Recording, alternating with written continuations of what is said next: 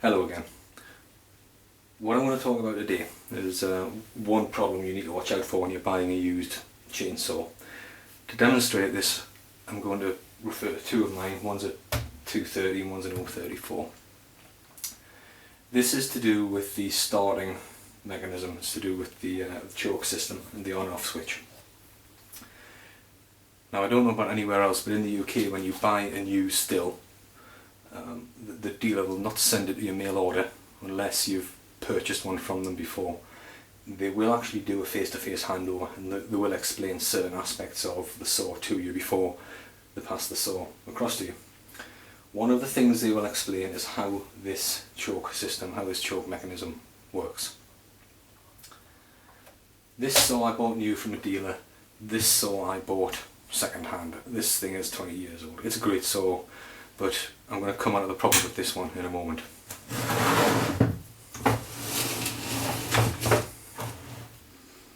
Now, if we look at the starting mechanism on the 230, the one I bought new, you'll see there are four positions. There is off, on, which is normal running, half choke and full choke.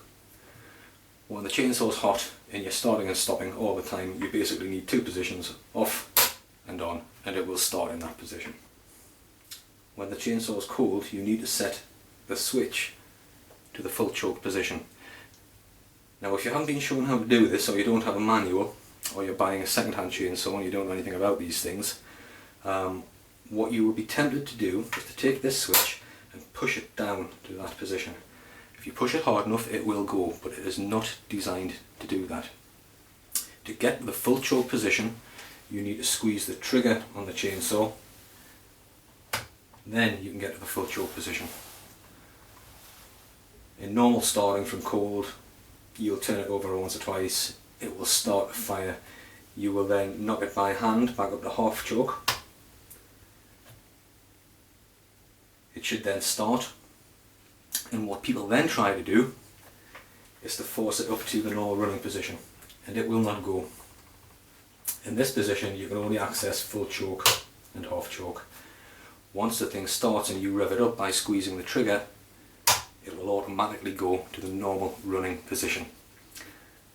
As I say, if you're not familiar with Stihls, or you haven't had access to a manual, or nobody's shown you, you will not know this.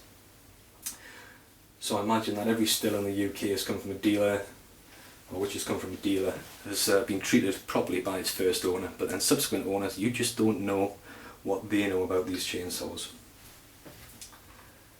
Turn it off from this position, normal running, easy.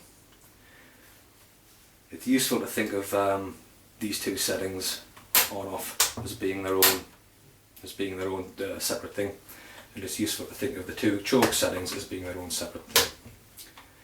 If you are buying a used chainsaw, then one thing you should do is ask the person who's selling it to you to demonstrate the choke mechanism to you. They should know that when starting it from cold, you squeeze the trigger, you go down to full choke, and that's the only way you can get down to full choke. Once it starts to fire, you go to half choke, and then from half choke it will automatically reset to normal running once you squeeze the trigger. Now, moving across to the 034. I do not know the history of this saw. It's a pretty good nick when I got it. I don't think it had seen a lot of action. It runs very well. But the problem is that at some point in its life, somebody's got a hold of this thing, perhaps more than one person. They've not understood how the choke mechanism works, and as a consequence, the choke mechanism is loose, it's sloppy, it partially engages, it partially disengages, it is all over the place.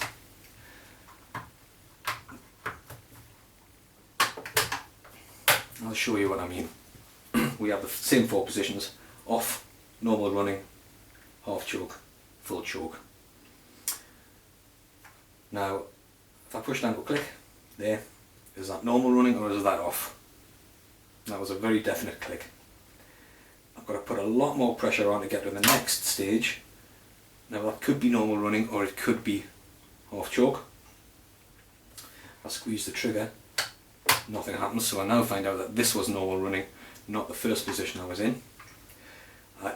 I know that if I push this it will click down onto half choke and then full choke. I'm not going to try doing it, but I know it will do this because I have done it before. If I go down to full choke properly, there's still a lot of play down there and I can still feel another position it wants to go into, so I'm still not quite sure if I'm in full choke. If I knock it up a bit, okay, it's gone up there, there, that could be half choke, that could be half choke. Yeah, I can feel that engaging there. Now it will move there. Now is that half choke or is that normal running? If I want to, and I can push this up and it will click the next one up. Let's do it by the trigger. Ooh, there we are.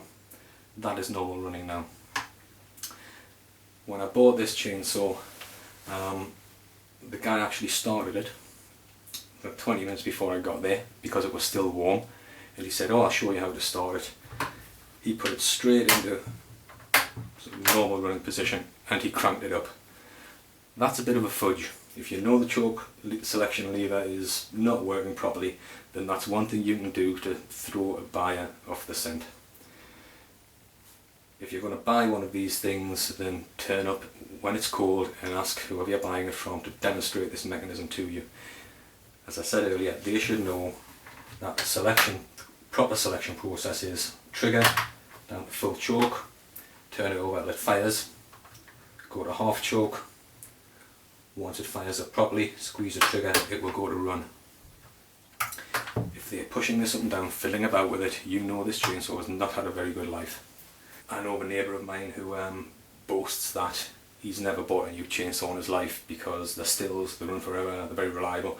Why should you pay a dealer's cut on top of what the chainsaw is worth?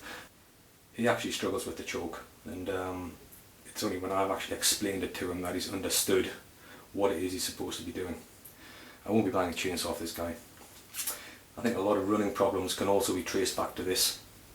People complaining that the saw will start, but then when it warms up it dies, or the saw will only start when it's warm and then it dies, or it will only start when it's cold, or it won't start at all, or sometimes it starts and sometimes it doesn't. I'm pretty sure that a lot of these problems come down to just a sloppy choke selection. Sloppy choke selection lever. There are in fact about 6 different positions in which this lever will engage. It only needs 4, but because it's being pushed around in its life, it's a bit messy. So there you go.